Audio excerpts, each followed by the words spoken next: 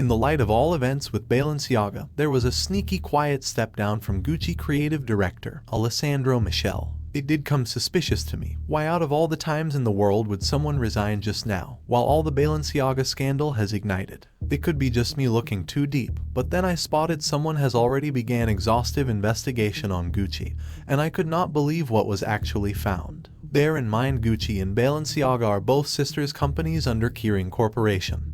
That owns both of them, so technically we speak about the same family. I'll start with Alessandro Michelle. The Twitter accounts that have leaked all the data on all other employees under Kering had a lot of posts from Alessandro Michelle Instagram being questioned. The Twitter accounts are wiped out the surface of the internet, which has a lot of community being concerned, but also tells me they were onto something big and were perhaps silenced. I must say what they found was quite intriguing, and again I am not able to put everything in the video due to the rules. Nevertheless, from what I have seen, I can only assume that Alessandro gains his creative inspiration from deceased items. That is right, he seemed to get stimulated by traveling to cemeteries, accumulating dead animals, preserved in fact, collecting eyeballs and teeth. I don't want to question if they are even real. Teeth and eyes are used in witchcraft and magic. I can't find any specifics on this, but if you guys know more than I do, please share in the comments section. What else we can see are creepy dolls and statues of children, but this is art, so we cannot question their choices of art, right?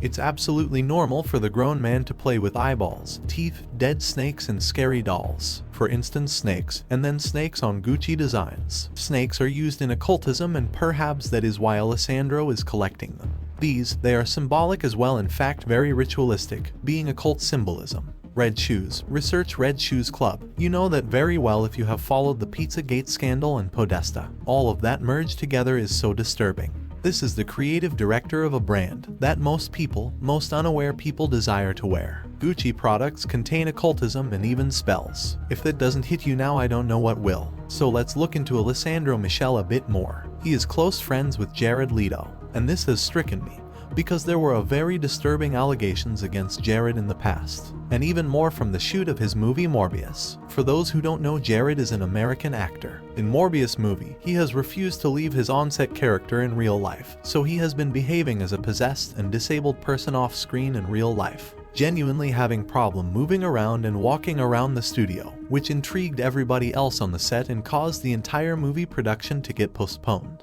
One of the actresses on the set has been even deeply traumatized by Jared becoming haunted off screen, which has scared her for life. At the end, movie has ended up being complete disaster. In the light of the movie, resurfaced again another allegations that Jared has been sexually assaulting minors. I am saying again, because this has been known to sources for over 2 decades. You can look into this yourself. It's absolutely horrifying, including a rape of young teenage girl, all of which has been wiped out of any mainstream media. Even though he has been caught by his own co-workers and colleagues with tone of proofs and accusations, testifying victims, and he has never been put to any justice. He has however landed himself a new amazing movie role in House of Gucci. How am I not surprised? And again, this individual is spending plenty of time with the Gucci director. Nobody cares about the reputation, the morals, or what you even think, because they know Gucci is desired, and they will channel through the brand their filthy and evil emotions, spells, and occult beliefs. Now there is something else I want to add in this episode.